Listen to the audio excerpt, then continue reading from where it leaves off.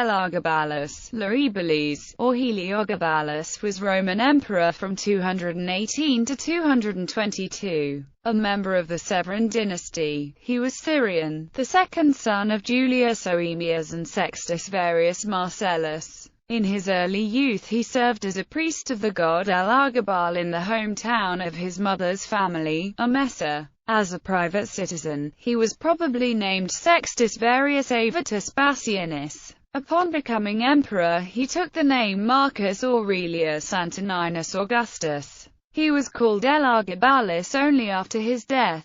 In 217, the emperor Caracalla was assassinated and replaced by his praetorian prefect, Marcus Opilius Macrinus. Caracalla's maternal aunt, Julia Maeza, successfully instigated a revolt among the Third Legion to have her eldest grandson, Elagabalus, declared emperor in his place. Macrinus was defeated on 8 June 218, at the Battle of Antioch. Elagabalus, barely 14 years old, became emperor, initiating a reign remembered mainly for sexual scandal and religious controversy. Later historians suggest Elagabalus showed a disregard for Roman religious traditions and sexual taboos. He replaced the traditional head of the Roman pantheon, Jupiter, with the deity of whom he was high priest, Elagabal. He forced leading members of Rome's government to participate in religious rites celebrating this deity, over which he personally presided.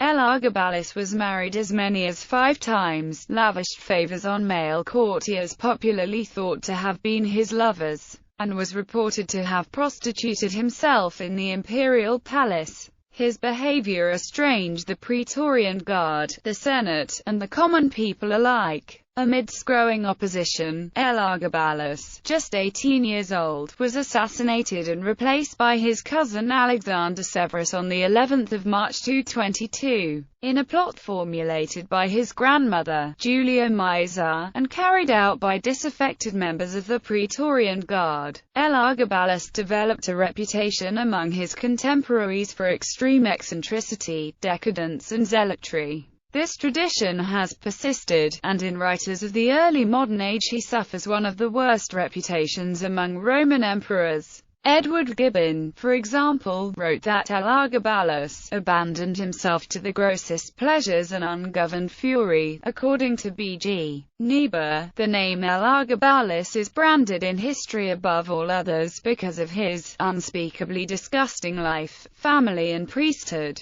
Elagabalus was born around the year 203 to a Greek father, Sextus Varius Marcellus and Julia Oemias Bassiana. His father was initially a member of the equestrian class but was later elevated to the rank of senator. His grandmother Julia Maeza was the widow of the consul Gaius Julius Avitus Alexianus, the sister of Julia Domna, and the sister-in-law of the emperor Septimius Severus. He had at least one sibling, an unnamed elder brother. His mother, Julia Oemias, was a cousin of the Roman emperor Caracalla. Elagabalus's family held hereditary rights to the priesthood of the sun god Elagabal, of whom Elagabalus was the high priest at Emesa in Syria. The deity Elagabalus was initially venerated at Emesa. This form of the god's name is a Latinized version of the Syrian Ilah Hagabal, which derives from Ilah and Gabal, resulting in the god of the mountain, the Emesene manifestation of the deity. The cult of the deity spread to other parts of the Roman Empire in the 2nd century. A dedication has been found as far away as Werden, near the Roman limes.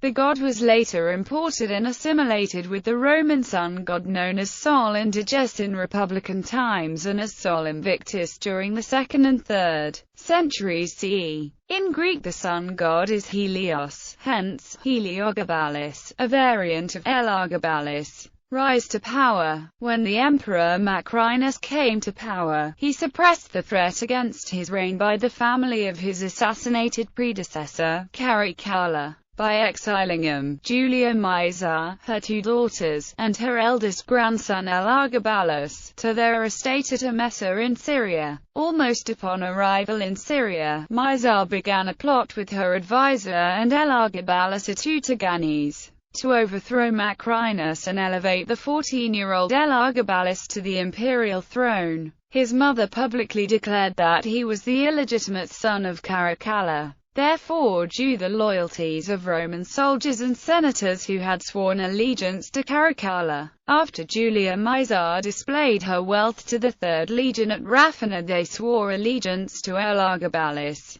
At sunrise on 16 May 218, Publius Valerius Comazon, commander of the legion, declared him emperor. To strengthen his legitimacy through further propaganda, Elagabalus assumed Caracalla's names, Marcus Aurelius Antoninus. In response, Macrinus dispatched his praetorian prefect Ulpius Julianus to the region with a contingent of troops he considered strong enough to crush the rebellion. However, this force soon joined the faction of Elagabalus when, during the battle, they turned on their own commanders. The officers were killed and Julianus, a head, was sent back to the emperor. Macrinus now sent letters to the Senate denouncing Elagabalus as the false Antoninus and claiming he was insane. Both consuls and other high-ranking members of Rome's leadership condemned Elagabalus, and the Senate subsequently declared war on both Elagabalus and Julia Maesar. Macrinus and his son, weakened by the desertion of the 2nd Legion due to bribes and promises circulated by Julia Maesar, were defeated on 8 June 218 at the Battle of Antioch by troops commanded by Gannes.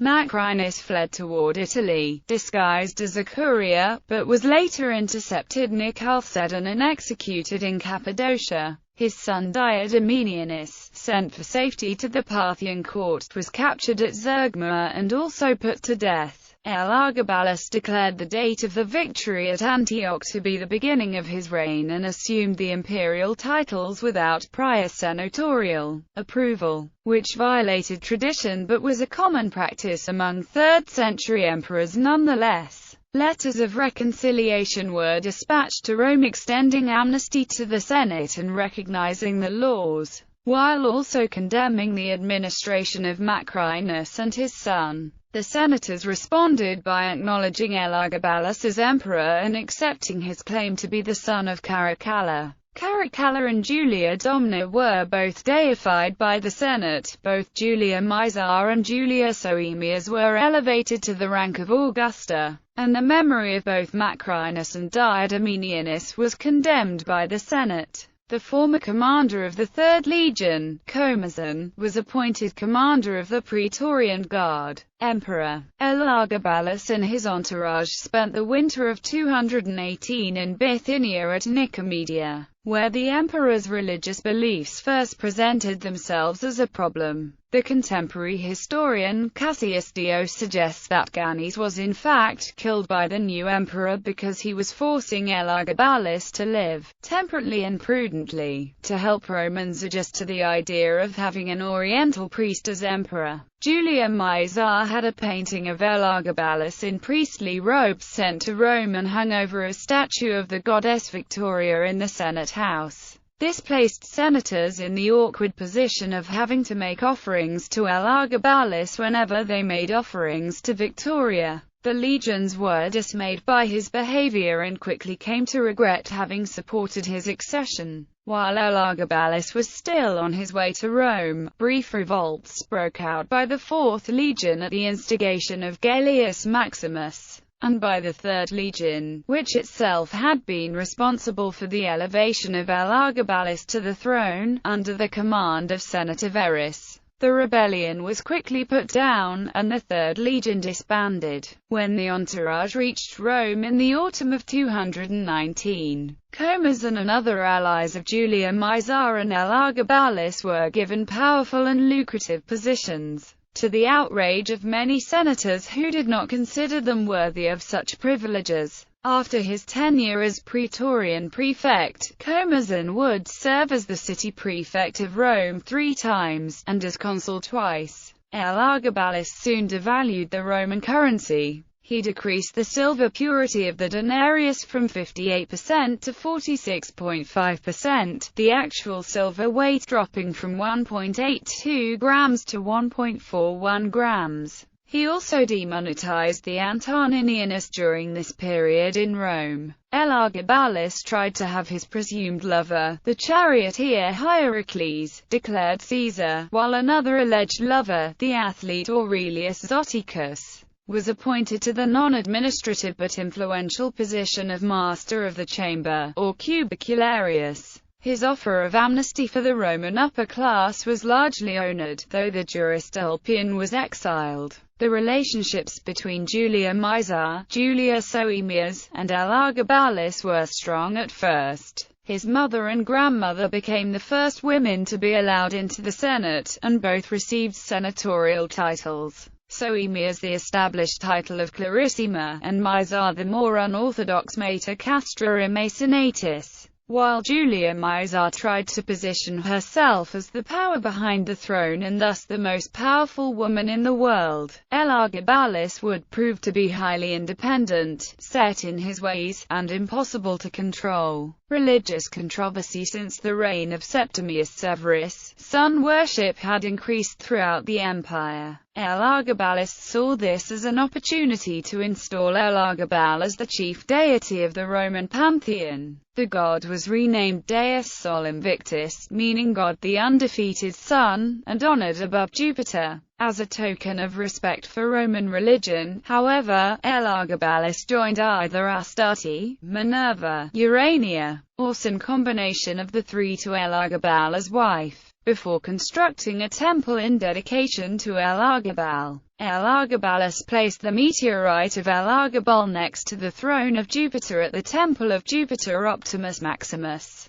He stirred further discontent when he himself married the Vestal Virgin Aquilia Severa, claiming the marriage would produce godlike children. A lavish temple called the Elagabalium was built on the east face of the Palatine Hill to house Elagabal, who was represented by a black conical meteorite from Emesa. Herodian wrote, "This stone is worshipped as though it were sent from heaven. On it there are some small projecting pieces and markings that are pointed out, which the people would like to believe are a rough picture of the sun, because this is how they see them." In order to become the high priest of his new religion, Elagabalus had himself circumcised. He forced senators to watch while he danced around the altar of Deus Sol Invictus to the accompaniment of drums and cymbals. Each summer solstice he held a festival dedicated to the god, which became popular with the masses because of the free food distributed on such occasions. During this festival, Elagabalus placed the Emesa stone on a chariot adorned with gold and jewels, which he paraded through the city. A 6-horse chariot carried the divinity, the horses huge and flawlessly white, with expensive gold fittings and rich ornaments. No one held the reins, and no one rode in the chariot. The vehicle was escorted as if the god himself were the charioteer. Elagabalus ran backward in front of the chariot, facing the god and holding the horse's reins. He made the whole journey in this reverse fashion, looking up into the face of his god. The most sacred relics from the Roman religion were transferred from their respective shrines to the Elagabalium, including the emblem of the Great Mother, the Fire of Vesta, the shields of the Sauli and the Palladium, so that no other god could be worshipped except in company with Elagabal. Sex, gender controversy. Elagabalus' sexual orientation is the subject of much debate.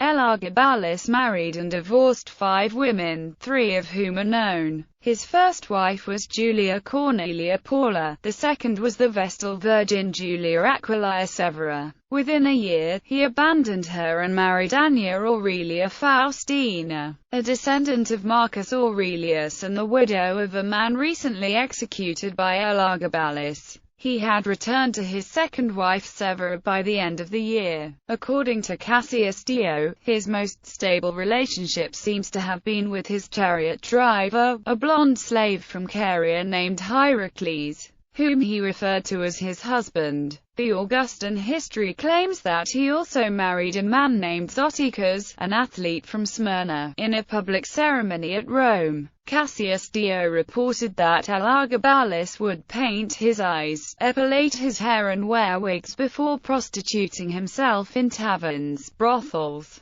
and even in the imperial palace. Finally, he set aside a room in the palace and there committed his indecencies, always standing nude at the door of the room, as the harlots do, and shaking the curtain which hung from gold rings, while in a soft and melting voice he solicited the passers-by. There were, of course, men who had been specially instructed to play their part. For, as in other matters, so in this business, too, he had numerous agents who sought out those who could best please him by their foulness. He would collect money from his patrons and give himself airs over his gains. He would also dispute with his associates in this shameful occupation, claiming that he had more lovers than they and took in more money. Herodian commented that Elagabalus enhanced his natural good looks by the regular application of cosmetics. He was described as having been delighted to be called the mistress, the wife, the queen of Hierocles, and was reported to have offered vast sums of money to any physician who could equip him with female genitalia. Elagabalus has been characterized by some modern writers as transgender, perhaps transsexual. Fall from power by 221. Elagabalus' eccentricities, particularly his relationship with Hierocles,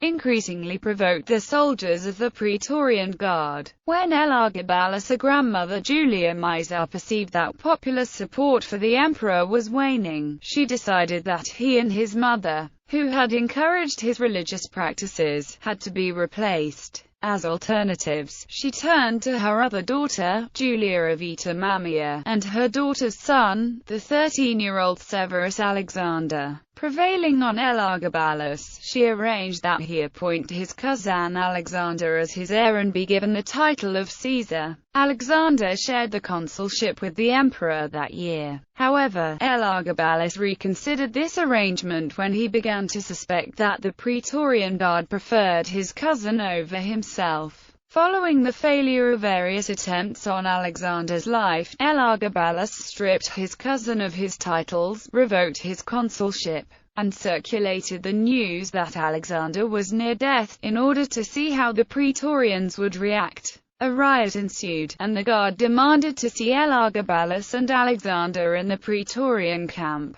Assassination. The emperor complied, and on the 11th of March 222 he publicly presented his cousin along with his own mother, Julia Soaemias. On their arrival the soldiers started cheering Alexander while ignoring Elagabalus, who ordered the summary arrest and execution of anyone who had taken part in this display of insubordination. In response, members of the Praetorian Guard attacked Elagabalus and his mother, so he made an attempt to flee, and would have got away somewhere by being placed in a chest, had he not been discovered and slain at the age of 18. His mother, who embraced him and clung tightly to him, perished with him. Their heads were cut off and their bodies, after being stripped naked, were first dragged all over the city. Then the mother's body was cast aside somewhere or other while his was thrown into the Tiber. Following his assassination, many associates of Elagabalus were killed or deposed, including his lover Hierocles.